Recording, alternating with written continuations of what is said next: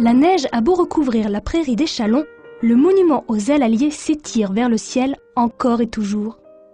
Une belle manière de montrer que pendant la Seconde Guerre mondiale, la résistance locale fut particulièrement active. Ce monument a été fait avec les pierres des maisons du village détruites par l'occupant. Et il n'est pas ici par hasard. Entre 1943 et 1944, c'est sur cette étendue que les Alliés parachutaient des vivres et des armes aux maquisards de l'Ain et du Haut-Jura. Les maquisards, ils étaient nombreux dans le Bugey. Pour se faire une idée, il suffit d'aller au musée départemental d'histoire de la résistance et de la déportation de l'Ain et du Haut-Jura-Nantua. Sa responsable, Florence Saint-Cyr-Gherardi, vous le confirmera.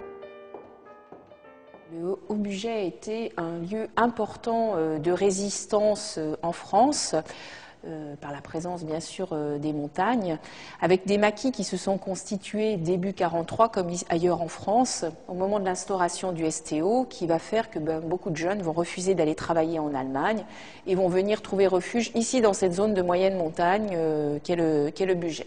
Alors c'est vrai pour les réfractaires au STO, c'est vrai aussi pour plein de personnes poursuivies par le régime de Vichy, notamment des étrangers qui vont également venir trouver refuge ici dans les maquis.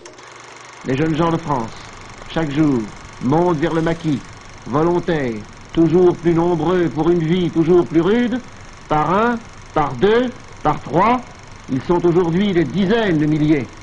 L'Allemagne a ses camps de concentration, la France a ses camps de liberté. 500 hommes fin 1943, 2 à 3 fois plus au moment du débarquement. Préparation à la guérilla, sabotage, embuscade, les moyens d'action contre l'occupant étaient divers, et les représailles parfois terribles. À Échallens et alentours, la mémoire de ces résistants est encore visible. Ouvrez l'œil et vous trouverez monuments et stèles, ici ou là.